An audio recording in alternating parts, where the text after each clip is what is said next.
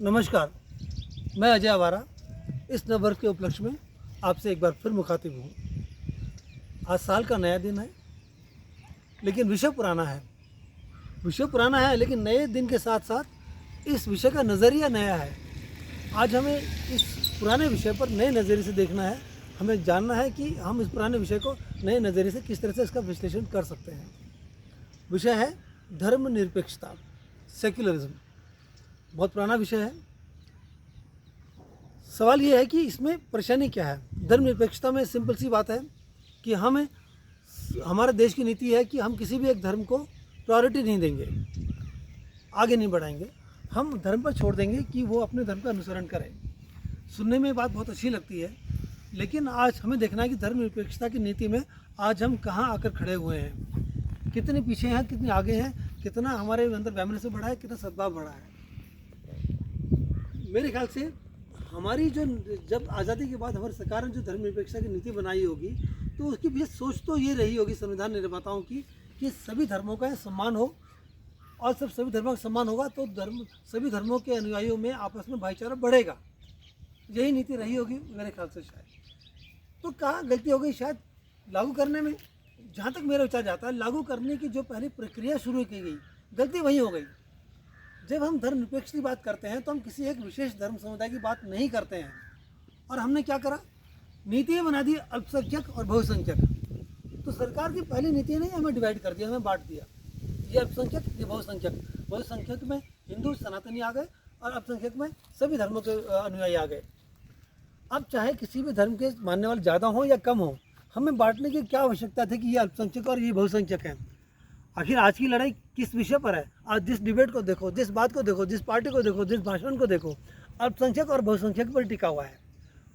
तो सरकार ने अल्पसंख्यक को ये अधिकार हैं, ये बोलकर ही डिवाइडिंग लाइन पैदा कर दी कि अल्पसंख्यक को ये अधिकार है, बहुसंख्यक को ये अधिकार नहीं है। तो ये नीति ने, इस बात ने ही ये डिवाइडिंग लाइन पैदा कर दी कि हम धर्म के नाम पर बटे हुए हैं।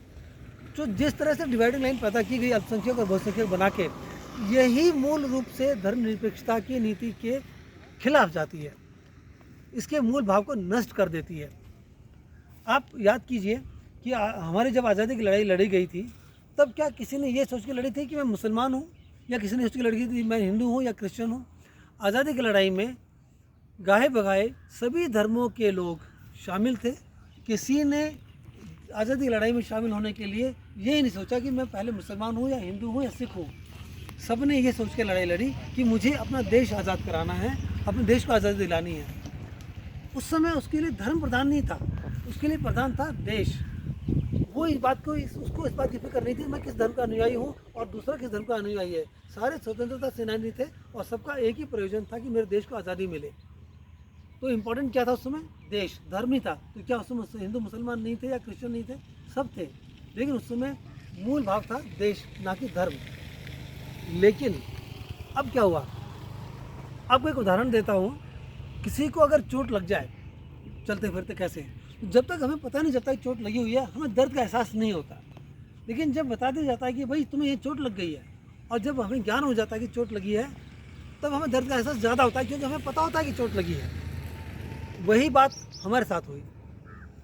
आज़ादी से पहले हम धर्म को भूलकर देश को मान के लड़ रहे थे। देश हमारे प्रधान था, धर्म का कहीं नाम और निशान नहीं था, कहीं बात ही नहीं थी, कहीं ज्ञान भी नहीं था।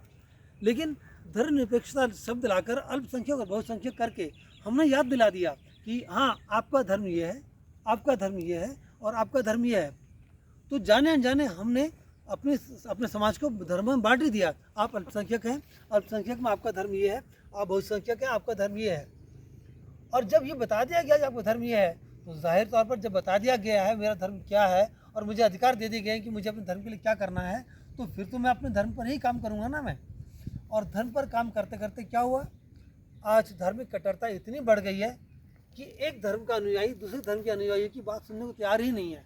बात सुनने को क्या तैयार होंगे, हम उसको सम्मान, बेसिक मूल सम्मान भी नहीं देते। धर्म के नाम पर समाज पूरी तरह बटा हुआ है। आज के हर डिबेट, हर विषय पर चर्चा धर्म को लेकर ही होती है, बहुसंख्यक अल्पसंख्यक को लेकर। अल्पसंख्यक लोग अपने धर्म के लिए कट्टर हो गए हैं, बहुसंख्यक अपने धर्म के लिए कट्टर हो गए हैं, और उसका मतलब ये होगा कि हम एक दूसरे की कमियां निकालते हैं, सीखते नहीं हैं। आदर्श स्थिति ये थी कि मुझे अपने धर्म के अच्छी चीज़ें और दूसरे धर्म की अच्छी चीज़ों को मिलाकर एक नए समाज का निर्माण करना था। लेकिन वो क्या रहा है कि हम अपने धर्म की अच्छी चीज़ों को दबाकर दूसरे धर्म की दूसरी कमियों को निकालने में उतारू हो गए हैं। हम एक आज तुले पड़े हैं एक दूसरे की कमियां निकालने के लिए। तो धर्म ने क्या करा, धर्मनिरपेक्षता की नीति ने क्या करा, इसने हमें बांट दिया। आज हम बट गए हैं। जब तक हमें हमारा धर्म नहीं पता था, हमारा देश इंपॉर्टेंट था, तब तक कोई वैमनस्य नहीं था। लेकिन जब हम आज देश हमारे लिए इंपॉर्टेंट नहीं, धर्म इंपॉर्टेंट हो गया है, तो हमने देश को एक तरफ रख दिया है।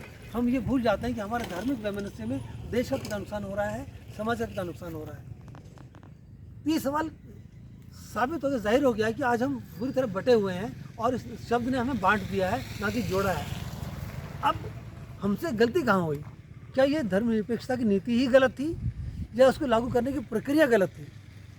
ये एक सवाल हो सकता है कि सरकार ने जिस तरह से इस प्रक्रिया को लागू किया वो प्रक्रिया गलत थी और उस प्रक्रिया ने जाने अनजाने हमें बांट दिया, या फिर नीति ही गलत थी, इस नीति का आधार ही गलत था।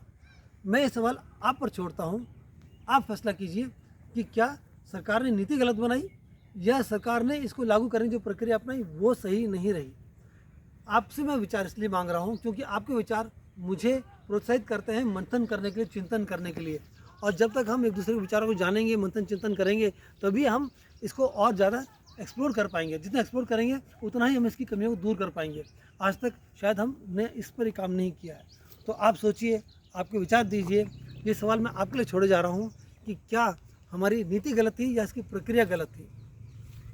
और इससे पहले आप विचार करें, मैं आपसे अनुरोध करना चाहूँगा कि कृपया मेरे चैनल को सब्सक्राइब कीजिए, लाइक कीजिए, शेयर कीजिए और कमेंट कीजिए। मुझे आपके विचारों का इंतज़ार रहेगा। और इसी के साथ मैं आप सबसे विदा लेता हूँ। नमस्कार।